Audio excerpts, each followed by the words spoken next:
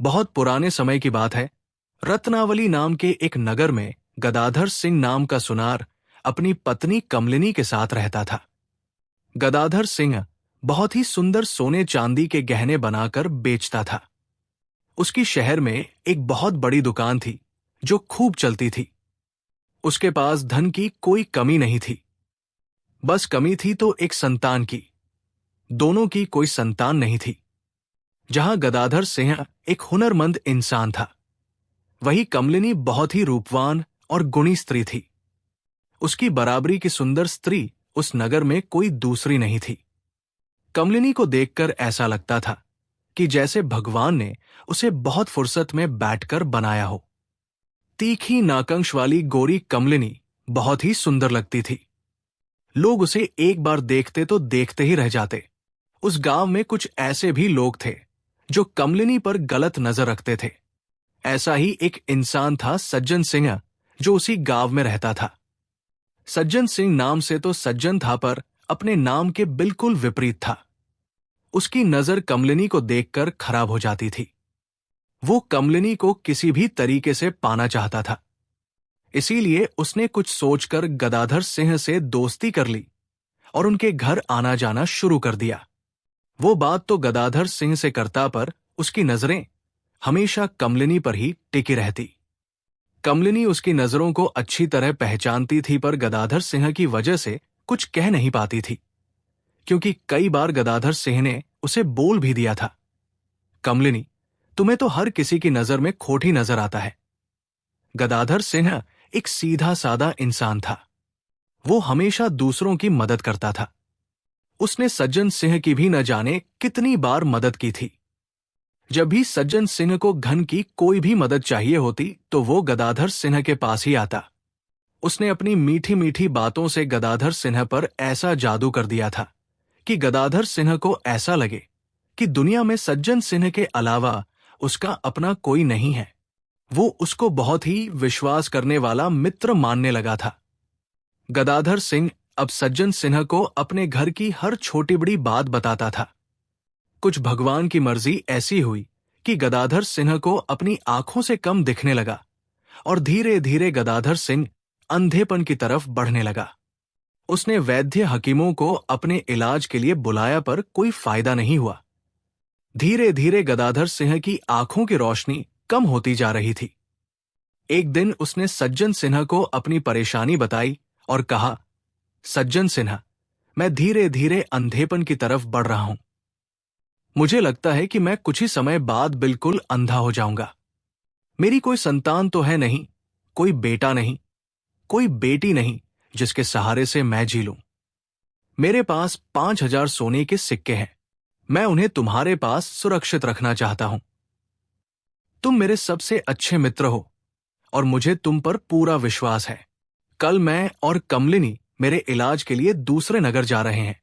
इतना धन न तो मैं अपने साथ ले जा सकता और न ही घर में पीछे से अकेले छोड़कर जा सकता।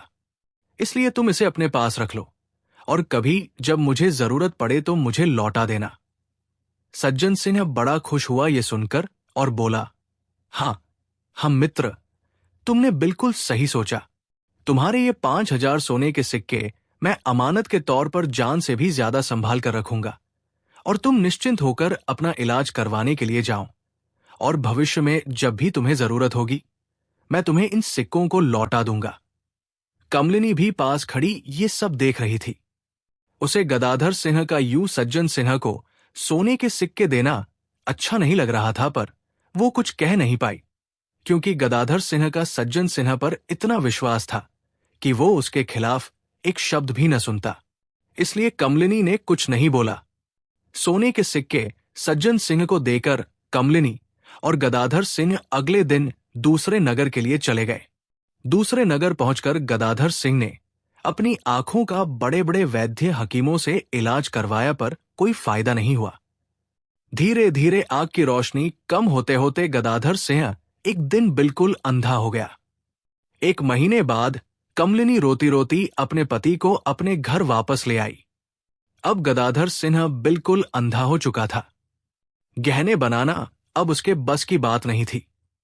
जो भी जमा धन था धीरे धीरे गदाधर सिंह के इलाज में खत्म हो गया। अब तो हालत ये आ गई कि घर का खर्चा चलाना भी मुश्किल हो गया। एक दिन गदाधर सिंह ने कमलिनी से कहा, मैंने अपने मित्र सज्जन सिंह को 5,000 सोने के सिक्के अमानत के तौर पर रखने के लिए दिए थे। तुम उसके पास जाओ और उन सिक्कों को मांग कर ले आओ। ये सुनकर कमलिनी बोली, हे प्राणनाथ, मैं तो आज तक इन गांव की गलियों में कभी अकेली गई नहीं हूं, सो आज कैसे जाऊं? इस पर गदाधर सिंह बोला, कमलिनी, मैं आंखों से अंधा हूं, अब तो तुम्हें ही जाना पड़ेगा। कमलिनी किसी तरह अपने घर से निकली और सज्जन सिंह के घर की तरफ चल दी। रास्ते भर लोग उसे अजीब अजीब सी नजरों से देखते रहे। नजरों का सामना करते हुए कमलिनी सज्जन सिंह के घर पहुंची और दरवाजे पर उसने दस्तक दी। अंदर से सज्जन सिंह की आवाज आई, कौन है? तो कमलिनी ने सकुचाते हुए कहा, मैं गदाधर सिंह की घरवाली कमलिनी। ये सुनते ही तो सज्जन सिंह की बाछें खिल गई। उसने दौड़कर दरवाजा खोला और बड़ी गर्मजोशी के साथ कमलिनी का स्वागत करते हुए उसे घर के अंदर ले गया और हंसता हुआ बोला, भाभी जी, आज आपको यहां आने की क्या जरूरत पड़ गई? आपने खबर भेज दी होती, मैं ही आ जाता। कमलिनी बोली, भाई साहब, जब से हम यहां आए हैं, आप तो हमारे घर एक बार हमारा हालचाल भी पूछने नहीं आए हैं, जबकि आपको पता है आपके मित्र की कैसी हालत है। खैर छोड़िए, मैं किसी काम से आई हूं। यह सुनकर सज्जन सिंह ने कमलिनी को ऊपर से नीचे तक लालच भरी नजरों से देखा और बोला, अरे भाभी, आपके लिए तो हमारी जान भी हाजिर है, बस आप हुक्म कीजिए। कमलिनी ने नजरें एक तरफ फेरते हुए कहा, अरे भाई साहब, आपकी जान ही चाहिए। जो मेरे पति ने आपको 5,000 सोने के सिक्के दिए थे, बस वही हमें लौटा दो। हमारे घर के हालात बहुत बुरे हो गए हैं। आपको तो पता ही है कि मेरे पति अब कुछ काम नहीं कर पाते, सो घर में जो भी धन जमा था सब खर्च हो गया। अब हमारे घर में एक पैसा भी नहीं है, इसलिए आप हमारे सोने के सिक्के हमें लौटा दो। ये सुनते ही तो सज्जन सिंह के पैरों के नीचे से जमीन खिसक गई और उसके चेहरे के हाव भाव एकदम से बदल गए। वो बोला, सिक्के? कौन से सिक्के? मुझे कब गदाधर सिंह ने सोने के 5,000 सिक्के दिए और इसका गवाह कौन है? कमलिनी उसके चेहरे के बदलते हुए रंग देखकर बोली, जब मेरे पति आपको सोने के सिक्के दे रहे थे तो मैं पर्दे के पीछे से देख रही थी। सज्जन सिंह हंसता हुआ बोला, तो आप मुझ पर बेईमानी का इल्जाम लगा रही हैं। भाभी जी, मुझे किसी ने कोई सोने के सिक्के नहीं दिए और नहीं मेरे पास सोने के सिक्के हैं। कमलिनी ये सुनकर रोती हुई हाथ जोड़ते हुए बोली, ऐसा न कहिए भाई साहब, हम बहुत मुसीबत में हैं, कृपया हमारा धन हमें लौटा दे। मैं कोई आपसे कर्ज नहीं मांग रही, जो हाथ का दिया है वही मांग रही हूं। सज्जन सिंह मुस्कुराते हुए कमलिनी का हाथ पकड़ते हुए बोला, अरे 5,000 सोने के सिक्के की क्या बात कर रही हो? मैं तो तुम पर अपनी जान लुटा दूं। कहो तो अपना घर तुम्हारे नाम कर दूं और 5,000 की जगह 10,000 सोने के सिक्के दे दूं, पर एक शर्त है, तुम गदाधर सिंह को छोड़कर मेरे पास आ जाओ। वैसे भी गदाधर सिंह अब अंधा हो चुका है और उसके पास अब एक पैसा भी नहीं रहा है। तुम उसके पास क्या करोगी? तुम्हारे रूप को तो वो देखकर उसकी तारीफ भी नहीं कर सकता। मेरी बात मानो, मैं तुम्हें बिल्कुल रानी बनाकर रखूंगा। कमलिनी अपना हाथ छुड़ाते हुए पीछे होकर बोली, अपनी हद में रहो सज्जन सिंह, अपनी औकात मत भूलो, मैं तुम्हारे दोस्त की पत्नी हूं। ये सुनते ही तो सज्जन सिंह के तेवर एकदम से बदल गए। वो चिल्लाकर बोला, अगर ऐसी बात है तो निकल जा मेरे घर से और सुन, मैं तुझे एक पैसा भी नहीं दूंगा। जो हो सके सो कर लेना। कमलिनी अपमान और तिरस्कार सहकर वहां से रोते हुए अपने घर की तरफ चल दी।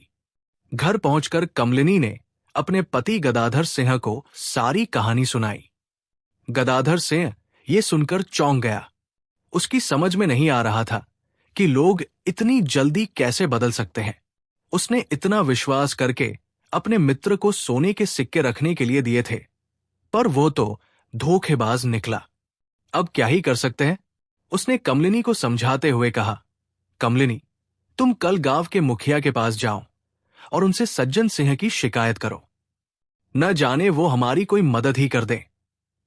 अगले दिन कमलिनी मुखिया के घर पहुंची। मुखिया को उसने अपनी सारी कहानी सुनाई।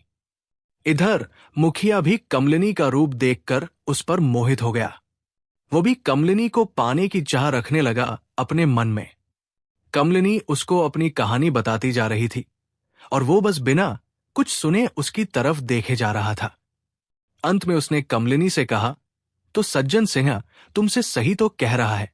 अब तुम्हारा पति गदाधर सिंह अंधा हो गया है।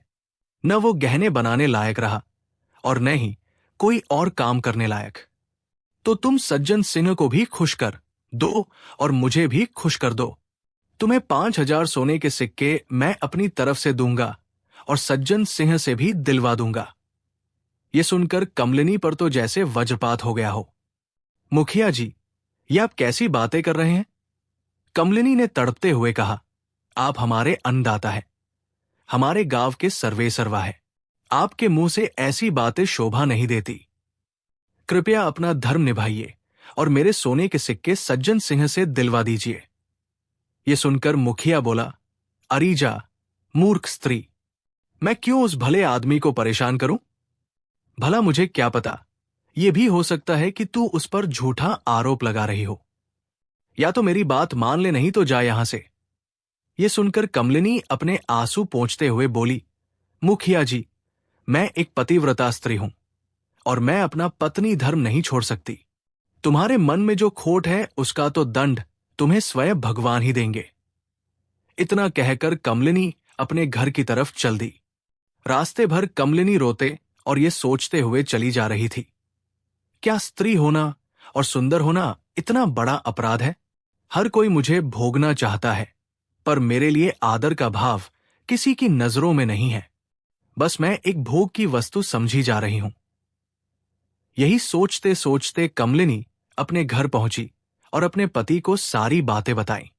ये सुनकर गदाधर सिंह गुस्से में भर गया और अपना हाथ दीवार पर मारते हुए बोला, संसार कितना बेरहम हो गया है।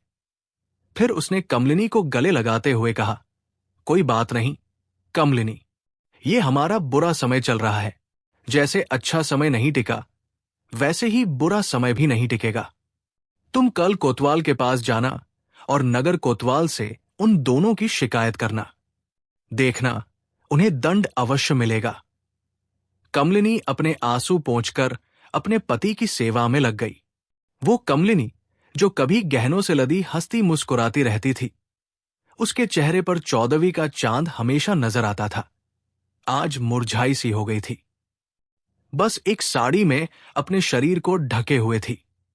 गहने जेवर तो सब बिक चुके थे। नाते रिश्तेदारों ने भी अपना मुंह मोड़ लिया था। यहां तक कि जिसको अपने हाथों से धन दिया, उसने भी बेईमानी कर ली। बेईमान सज्जन सिंह ने एक बार यह भी नहीं सोचा कि बुरे वक्त में उसके पति ने उसकी कितनी मदद की थी। पर इस दुख की घड़ी में कोई था जो अब भी कमलिनी के साथ था, और वह थी उसकी दासी रत्ना। रत्ना ने उसका साथ अभी भी नहीं छोड़ा था, जबकि कमलिनी उसको कई बार कह चुकी थी कि रत्ना, अब मैं तेरी पगार नहीं दे पाऊंगी, तू कहीं और काम ढूंढ। पर रत्ना न मानी। वो हर बार कमलिनी को यही कह देती, देखो मालकिन, जब मुझ पर बुरा समय आया तो आपने मेरी बहुत मदद की थी, और जब आप पर बुरा समय आया है तो आप कहती है कि मैं यहां से काम छोड़ दूं। अब मैं 4 घर काम करती हूं। अगर एक घर मुझे पगार न मिले तो कौन सा मैं भूख से मर जाऊंगी? आप ऐसी बातें न करें। जब तक मेरे प्राण हैं, मैं आपके घर में ऐसे ही सेवा करती रहूंगी। आप मुझसे यहां से जाने के लिए न कहें। आपके घर से मुझे बड़ा सहारा मिला है। रत्ना की ये बात सुनकर कमलिनी को बड़ी तसल्ली सी होती थी। उसे भरे संसार में एक रत्ना ही अपनी सी लगती थी। यही सब सोचते हुए कमलिनी की आंखें लग गई और अगले दिन सवेरे उठी, नहा धोकर नगर कोतवाल से मिलने चल दी। नगर कोतवाल ने जब कमलिनी को देखा तो देखता ही रह गया। हाय, इतनी सुंदर स्त्री, इतनी रूपवान तो हमारे राजा की रानी भी नहीं है। वो उसके रूप में खोता सा चला जा रहा था। इधर कमलिनी कोतवाल को अपनी शिकायतें बता रही थी कि देखिए कोतवाल साहब, सज्जन सिंह ने हमारे 5,000 सोने के सिक्के की बेईमानी कर ली और जब मैंने मुखिया जी से शिकायत की तो उन्होंने भी मेरी बात नहीं सुनी, उल्टा मुझ पर गलत नजर गड़ाए हुए थे। ये सब सुनकर कोतवाल उसका हाथ पकड़ते हुए बोला, सुन सुनारिन, तेरा सुनार तो अंधा हो चुका है। सही तो कह रहा था मुखिया और सज्जन सिंह। तू उसके पास अब क्या ही करेगी?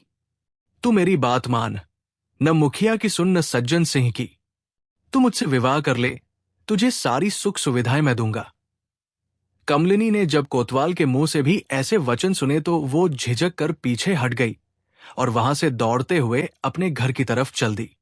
जब वो रोते हुए अपने घर की तरफ जा रही थी तो उसे रास्ते में सेनापति मिला। सेनापति ने एक रूपवान स्त्री को इस तरह रोते हुए जाते देखा तो उससे पूछ लिया, सुंदरी, तुम कौन हो और इस तरह रोते हुए क्यों जा रही हो? तो कमलिनी ने रोते हुए अपनी सारी कहानी सेनापति को सुना दी। सेनापति भी एक अकेली और मजबूर औरत का फायदा उठाना चाहता था, सो वो भी उसके साथ जबरदस्ती करने लगा। कमलिनी किसी तरह अपने आप को छुड़ाकर दौड़ती हुई अपने घर पहुंची। घर आकर कमलिनी अपने पति से लिपटकर रोने लगी और उसे सारी बात बताई। उसके पति ने कमलिनी की आंखों से आंसू पोंछे और उससे कहा, कमलिनी, जब बुरा वक्त आता है ना तो पूरा संसार दुश्मन हो जाता है। गदाधर सिंह कमलिनी को तो ढांढस दे रहा था, पर मन ही मन वो खुद इतना दुखी हो गया कि अब मेरी कमलिनी का क्या होगा? मैं तो आंखों से बिल्कुल अंधा हो गया हूं। मेरी कमलिनी को ये इंसान रूपी भेड़िया नोच नोच कर न खा जाए। इसी चिंता में गदाधर सिंह घुलता जा रहा था कि अचानक कमलिनी उससे दूर हटी और दृढ़ आवाज में बोली, बहुत हुआ, अब मैं ये सब नहीं सहूंगी। इस दुनिया ने मुझे बहुत धोखा दिया है। अब मैं इसके साथ उसी भाषा में बात करूंगी जैसा ये चाहती है। इतना कह कमलिनी अपने कमरे में चली गई। इधर गदाधर सिंह ये सोच रहा था कि कमलिनी अब क्या करने वाली है। वो कमलिनी के पीछे पीछे कमरे में गया और उससे पूछा, कमलिनी, अब तुम क्या करने वाली हो? मुझे डर लग रहा है। कुछ ऐसा कदम मत उठाना कि जिससे तुम्हारे चरित्र पर आंच आ जाए। कमलिनी बोली, बस तुम देखते जाओ। जो ये रूप आज मेरा दुश्मन बना है, अब मैं इसी को ढाल बनाकर इन सब लोगों से बदला लूंगी और अपना पैसा वापस लेकर दिखाऊंगी। गदाधर सिंह अब निश्चिंत होकर सो गया। उसे इतना पता था कि नारी जब अपनी पर आए तो वो काली और दुर्गा भी बन जाती है। अगले दिन कमलिनी खूब सवेरे उठी और नहा धोकर दर्पण के सामने बैठ गई। आज उसने बहुत दिनों के बाद इतना श्रृंगार किया। अपने आप को खूब अच्छे से सजाया संवारा और खुद ही शीशे में देखकर मुस्कुराने लगी और बोली, ये रूप जो आज तक मुझे उलझन में डालता हुआ आया है, अब यही मेरा हथियार बनेगा। उसके बाद कमलिनी ने अपने पति को भोजन आदि करवाया और मुखिया के घर की तरफ चल दी। मुखिया के घर पहुंचकर कमलिनी ने दरवाजे पर दस्तक दी तो मुखिया ने दरवाजा खोला। मुखिया ने जब कमलिनी को देखा तो वो देखता ही रह गया। आज तो कमलिनी बहुत सुंदर लग रही थी। कमलिनी के आने का कारण पूछकर मुखिया ने उसे घर के अंदर बिठाया। कमलिनी ने हंसते हुए कहा, मुखिया जी, मैंने कल सारी रात सोचा तो मुझे आपकी बात सही लगी। आप सही कहते हैं, मेरा पति तो अब अंधा हो चुका है। अब मैं उसके पीछे क्यों अपनी जिंदगी खत्म करूं? ये सुनकर मुखिया खुश होते हुए बोला, अरे कमलिनी, मैं तुमसे शादी न कर पाऊंगा, पर मैं तुम्हारे यौवन का रसपान जरूर करना चाहता हूं। तुम मुझे ऐसे ही अपने यौवन का रसपान कराती रहो। कमलिनी ये सुनकर बोली, हाँ, हम मुखिया जी, मैं भी यही सोच रही हूं। इस रूप का कुछ तो फायदा उठाओ। ये सुनते ही मुखिया उसे अपनी बाहों में भरने के लिए आगे बढ़ा तो कमलिनी 2 कदम पीछे हट गई और रोकते हुए बोली, ना मुखिया जी, यहां नहीं। कल रात आप मेरे घर आना। मेरा पति तो वैसे भी अंधा है। मैं उसे कमरे में बंद कर दूंगी और फिर हम अपनी रात रंगीन करेंगे। मुखिया भी खुश होता हुआ बोला, हाँ हाँ कमलिनी, मैं समय पर पहुंच जाऊंगा। तुम मेरा इंतजार करना। वहां से निकल कमलिनी बग्गी में बैठकर अब सीधा नगर कोतवाल के पास पहुंची। नगर कोतवाल ने जब कमलिनी को आधी रात में अपने घर के बाहर खड़े देखा तो बड़ा हैरान रह गया। मानो जैसे कि कोई स्वर्ग की अप्सरा स्वयं धरती पर उतरकर उसके घर आई हो। सज्जन सिंह के कुछ बोलने से पहले ही कमलिनी बोल पड़ी। सज्जन सिंह, मैंने सारी रात बहुत सोचा। मुझे तुम्हारी बात सही लगी। हाँ, तुम सही कहते थे। मेरा पति तो अब अंधा हो गया है, वो अब किसी काम का भी नहीं है। कमलिनी ने उसे भी अपने रूपजाल और बातों में फंसाया और अपने घर कल रात का निमंत्रण देकर अब वो सेनापति से मिलने के लिए चल दी। सेनापति के पास जाकर भी उसने इसी तरह से बातें की। सेनापति जी, अब मैं हार गई हूं। अपने इस जीवन को कहाँ छुपाती फिरूं? अब तो मेरा पति भी अंधा हो गया है और कोई सहारा भी नहीं है। इसलिए मैंने सोचा है कि क्यों न मैं तुम्हारी होकर रहूं। यह सुनकर तो सेनापति की सातों उंगलियां घी में हो गई। वो खुश होता हुआ बोला, तुमने जो सोचा बिल्कुल सही सोचा है। आओ मेरे घर चलो। ये सुनकर कमलिनी पीछे हटती हुई बोली, न सेनापति जी, अभी मैं आपके घर न जाऊंगी। अभी आपको थोड़ा इंतजार करना पड़ेगा। जो मजा इंतजार में है वो तुरंत मिलने में नहीं है। आप ऐसे करना, कल रात को आप मेरे घर आना, हम वहीं बैठकर बातें करेंगे। और अपने घर का पता देकर कमलिनी अब सीधी सज्जन सिंह के घर पहुंची। वहां पहुंचकर उसने दरवाजे पर दस्तक दी तो सज्जन सिंह ने दरवाजा खोला। सामने कमलिनी को देखकर उसे अपनी आंखों पर यकीन न हुआ। आंखें मलते हुए उसने कहा, कमलिनी, अब तुम यहां क्यों आए हो? तो कमलिनी बोली, सज्जन सिंह, मैंने कल सारी रात सोचा तो मुझे तुम्हारी बात ठीक लगी। मेरा पति अब अंधा हो चुका है और उसके पास न धन है न पैसा। मैं तुमसे शादी करने के लिए तैयार हूं। सज्जन सिंह ने जब ये बात सुनी तो खुश होता हुआ उसे अपने साथ घर के भीतर ले गया और कमरे में बिठाकर दरवाजा बंद कर लिया और कमलिनी से बोला, तुमने सही सोचा कमलिनी, अब तुम देखना, मैं तुम्हें रानी बनाकर रखूंगा। इतना कहकर सज्जन सिंह कमलिनी को अपने गले लगाने के लिए जैसे ही आगे बढ़ा, कमलिनी 2 कदम पीछे हटते हुए बोली, न सज्जन सिंह, यहां नहीं, थोड़ा इंतजार करो। तुम कल रात मेरे घर आना, हम वहीं बैठकर बातें करेंगे। यहां किसी ने हमें देख लिया तो हमारे बारे में बातें होने लगेंगी। सज्जन सिंह को भी कमलिनी की बात पसंद आई। उसने कहा, ठीक है कमलिनी, तुम मेरा इंतजार करना, मैं सही समय पर आ जाऊंगा। सज्जन सिंह खुश होते हुए बोला। वहां से विदा लेकर कमलिनी अपने घर वापस आ गई और घर आकर फूट फूट कर रोने लगी। थोड़ी देर बाद उसने अपने आंसू पोंछे और दृढ़ निश्चय के साथ खड़ी हो गई। आज उसे बड़ा सुकून मिल रहा था। उसने अपने बदले की पहली चाल जो चल दी थी। घर पहुंचकर कमलिनी आज निश्चिंत होकर सो गई। बहुत दिनों के बाद आज उसे बड़े सुकून की नींद आई थी। सुबह उठकर उसने अपनी सहेली रत्ना के साथ मिलकर आगे की योजना बनानी शुरू कर दी। उसने रत्ना से 3 बड़े संदूकों की व्यवस्था करने के लिए कहा। रत्ना ने शाम होने से पहले ही 3 बड़े बड़े संदूकों की व्यवस्था कर दी। कमलिनी ने तीनों संदूकों को एक बड़े कमरे में रखवा दिया और रात होने की प्रतीक्षा करने लगी। जैसे ही शाम हुई, रत्ना दर्पण के आगे बैठ गई और अपने आप को सजाने संवारने लगी। आज उसने अपने आप को इतना सजाया कि उसे जो भी देखे मंत्रमुग्ध हो जाए। उसे सजाने में रत्ना ने भी उसकी मदद की। जब श्रृंगार पूरा हो गया तो रत्ना ने कमलिनी की बलाय लेते हुए कहा, आज तो आप बिल्कुल 14वीं का चांद लग रही है। मैं आपके लिए प्रार्थना करती हूं कि आप जो करना चाहती हैं, आप उसमें सफल रहें। इतना कह रत्ना कमलिनी के गले लग गई।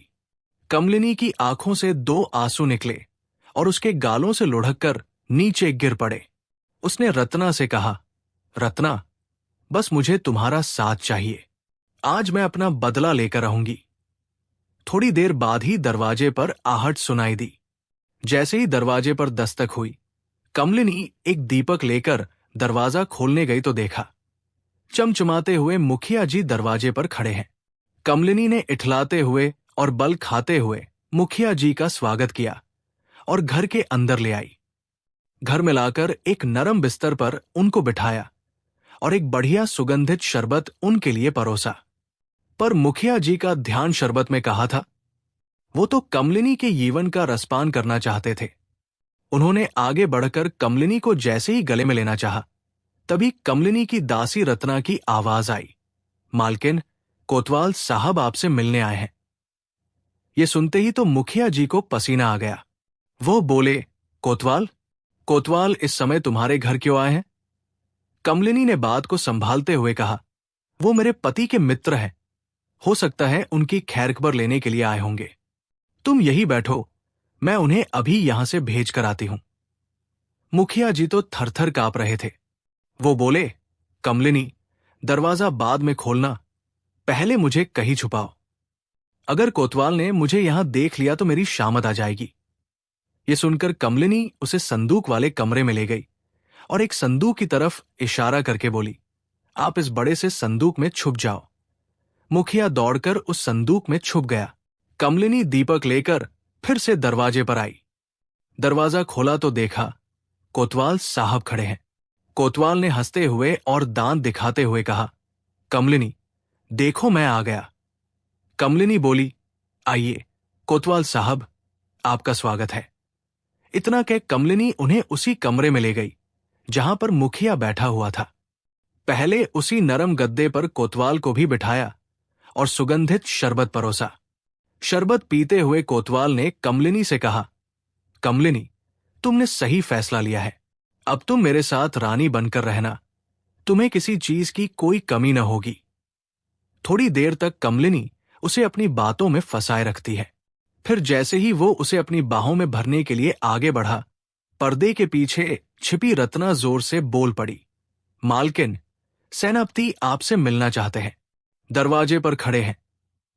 ये सुनते ही कमलिनी 2 कदम पीछे हट गई। कोतवाल का तो ये सुनते ही हाल बेहाल हो गया। इस समय सेनापति तुम्हारे घर पर क्या करने आए हैं? उसने कड़क कर पूछा तो कमलिनी ने उसे समझाते हुए कहा, सेनापति जी मेरे पति के मित्र हैं। हो सकता है खैर खबर लेने आए हों। तुम बैठो, मैं उन्हें अभी यहां से रवाना करके आती हूं।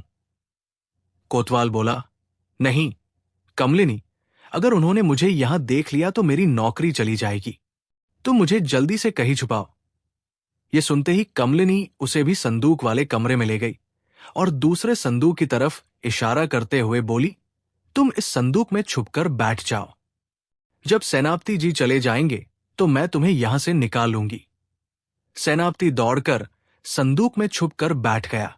इधर कमलिनी दरवाजे पर पहुंची तो देखा सेनापति बड़े सजे सवरे घोड़े पर बैठे हैं। कमलिनी ने उनका स्वागत सत्कार किया और आदर सहित अंदर ले आई। अंदर उसी नरम बिस्तर पर बिठाया और इधर उधर की बातें करने लगी। पर सेनापति का ध्यान इधर उधर की बातों में नहीं था। वो तो कमलिनी की तरफ देखे जा रहा था। वो जल्द से जल्द कमलिनी को पा लेना चाहता था। जब उससे सब्र न हुआ तो उसने कमलिनी से कहा, कमलिनी, इधर उधर की बातें तो बाद में होती रहेंगी, पहले तुम मुझे खुश कर दो। ये कहकर सेनापति जैसे ही कमलिनी की तरफ बढ़ा, तभी रत्ना चिल्लाकर बोली, मालकिन, सज्जन सिंह आए हैं और तुमसे मिलना चाहते हैं। सेनापति ने जैसे ही सज्जन सिंह का नाम सुना तो दिमाग पर जोर देते हुए बोला, क्या ये वही सज्जन सिंह है जिसके बारे में तुमने बताया था कि उसने 5,000 सोने के सिक्के की बेईमानी कर ली? कमलिनी बोली, हां सेनापति जी, ये वही सज्जन सिंह है। मुझे लगता है आज ये सोने के सिक्के शायद लौटाने आया है। आप यही बैठो, मैं उसे अंदर लेकर आती हूं। सेनापति ने जब ये सुना तो घबरा गया। वो बोला, नहीं नहीं, अगर उसने मुझे यहां देख लिया तो मेरी बदनामी हो जाएगी। तुम मुझे कहीं छुपाओ। ये सुनकर कमलिनी ने संदूक वाले कमरे की तरफ ले जाकर उनसे कहा, वो जो तीसरा संदूक देख रहे हैं ना सेनापति जी, उसमें जाकर छुप जाओ। सेनापति तीसरे संदूक में छुपकर बैठ गया। कमलिनी अब दरवाजे पर पहुंची और सज्जन सिंह को भी अंदर ले आई। सज्जन सिंह ने आज उसे इतना सजा सवरा देखा तो उस पर मोहित हो गया और बोला, कमलिनी, आज तो तुम बिल्कुल स्वर्ग की अप्सरा जैसी लग रही हो। कमलिनी ने इठलाते हुए कहा, यह रूप और श्रृंगार सब आपके लिए किया है सज्जन सिंह। इतना कहकर वो सज्जन सिन्हा को संदूक वाले कमरे में ले गई। संदूकों के सामने खड़ा करके उसने सज्जन सिंह से पूछा, सज्जन सिंह, मेरे पति ने तुम्हें 5,000 सोने के सिक्के दिए थे, तुम्हें याद तो है ना? सज्जन सिंह बोला, हाँ हाँ कमलिनी, याद है। अरे कमलिनी, तुम्हें पाने के लिए पता नहीं मैंने कितने पापड़ बेले हैं। तुम्हारी चाहत में मैंने तुम्हारे मूर्ख पति से दोस्ती की और उसका विश्वास करने वाला बन गया। तुम्हें पता है इस सब के लिए मैंने कितनी मेहनत की है। उसका मैंने इस कदर विश्वास जीता कि उसने 5,000 सोने के सिक्के मेरे पास अमानत के तौर पर रखवा दिए। गदाधर सिंह इतना मूर्ख निकलेगा मैंने कभी सोचा भी नहीं था। इस जमाने में भला कोई किसी पर इतना विश्वास कैसे कर सकता है? पर उस मूर्ख ने मुझ पर विश्वास किया और अपना सारा धन गवा दिया, और उसी बल पर मैंने तुम्हें पा लिया है। क्यों मानती हो न मेरी बुद्धि का लोहा? इतना कहकर सज्जन सिन्हा जोर से ठहाका मारकर हंसने लगा। उसकी हंसी कमलिनी के दिल में अब चुभ रही थी, पर वो सब कुछ सहकर मुस्कुराए जा रही थी। उसने फिर सज्जन सिंह से कहा, सज्जन सिंह, क्या तुम मेरी 5,000 सोने की असरफियां मुझे वापस नहीं लौटाओगे? ये सुनकर सज्जन सिंह ने कमलिनी का हाथ पकड़कर अपनी तरफ खींचते हुए कहा, अरे कमलिनी, लौटा दूंगा, लौटा दूंगा। 5,000 क्या, मैं तो तुझे 10,000 सोने के सिक्के दे दूंगा, पर तुम पहले मेरी हो जाओ। इतना कहकर उसने उसे बाहों में भरने की कोशिश की तो कमलिनी ने एक जोरदार धक्का सज्जन सिन्हा को मारा। सज्जन सिंह इस अचानक हुए हमले से घबरा गया और पीछे की तरफ जाकर गिरा। एकदम बदलते हुए तेवर कमलिनी के देखकर सज्जन सिंह को बड़ा गहरा धक्का लगा। उसने कमलिनी से पूछा, अरे बेवकूफ स्त्री, तू ये क्या कर रही है? कमलिनी ने अपने कपड़ों में छिपाई हुई कटार बाहर निकाल ली और बोली, सज्जन सिंह, तूने हमारे साथ धोखा किया है। बहुत बड़ा धोखा तूने मेरे पति को दिया है। अब इसका फैसला महाराज के दरबार में ही होगा। इतना कहकर कमलिनी बाहर की तरफ दौड़ी और कोतवाल का घोड़ा लेकर राज दरबार की तरफ चल दी। इधर रत्ना ने मौका देखते ही तीनों संदूकों पर ताला जड़ दिया और चाबी अपने पास छुपा ली। सज्जन सिंह ने तो ये कभी सपने में भी नहीं सोचा था कि कमलिनी का इस तरह का रूप उसे देखने के लिए मिलेगा। अपमान से तंग आकर सज्जन सिंह अपने घर की तरफ दौड़ने लगा। इधर कमलिनी राजा के दरबार में पहुंच गई और वहां पर जाकर न्याय की गुहार लगाई। इस तरह रोते और विलाप करते हुए कमलिनी को जब महाराज ने देखा तो उन्हें कमलिनी पर बड़ी दया आई। महाराज ने कमलिनी को ढांढस देते हुए कहा, रो मत सुंदरी, तुम्हें यहां न्याय जरूर मिलेगा। बिना डरे सारी बात हमें बताओ। कमलिनी ने अब कहना शुरू किया, महाराज, मेरे पति की एक बीमारी के चलते आंखों की रोशनी धीरे धीरे कम होती जा रही थी। जब मेरे पति को लगा कि वो अंधे हो जाएंगे तो उन्होंने 5,000 सोने के सिक्के अपने एक मित्र जिसका नाम सज्जन सिंह है उसके पास अमानत के तौर पर रखवा दिए। मेरे पति ने तो सोचा था कि मैं अगर अंधा हो भी जाऊं तो ये पैसे मेरी पत्नी के काम आ जाएंगे, पर वो ठीक न हुए। खूब इलाज कराने के बाद भी उनकी दोनों आंखों की रोशनी चली गई। हमारा सब कुछ बर्बाद हो गया। मेरे पति एक सुनार है, पर आंखों की रोशनी जाने के बाद वो गहने नहीं बना सकते थे, इसलिए सब कुछ चौपट हो गया। जब हम खाने के लिए भी मोहताज हो गए तो हमने अपने 5,000 सोने के सिक्के उनके मित्र से वापस मांगे, तो उन्होंने बदले में एक शर्त रख दी कि वो कुछ रात मेरे साथ बिताएंगे तभी 5,000 सोने के सिक्के वापस देंगे। महाराज ने जब ये सुना तो उनका खून खौल गया।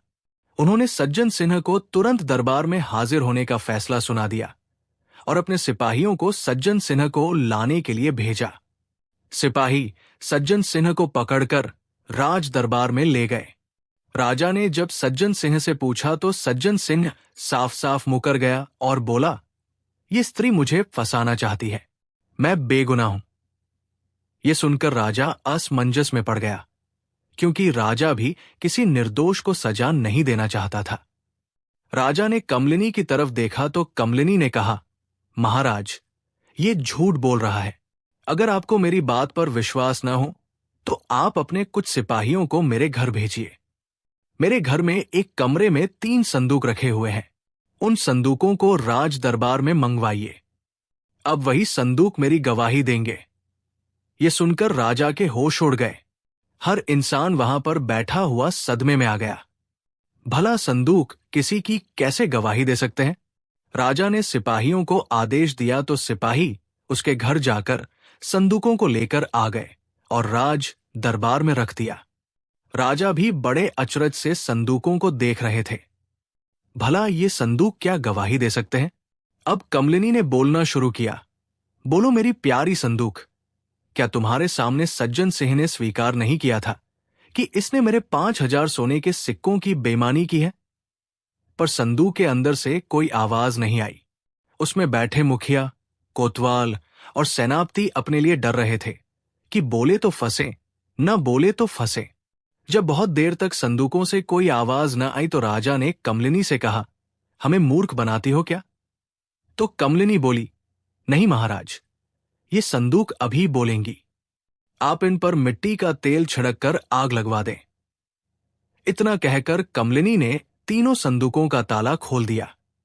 सिपाहियों ने उनको झाड़फूं से ढककर आग लगा दी।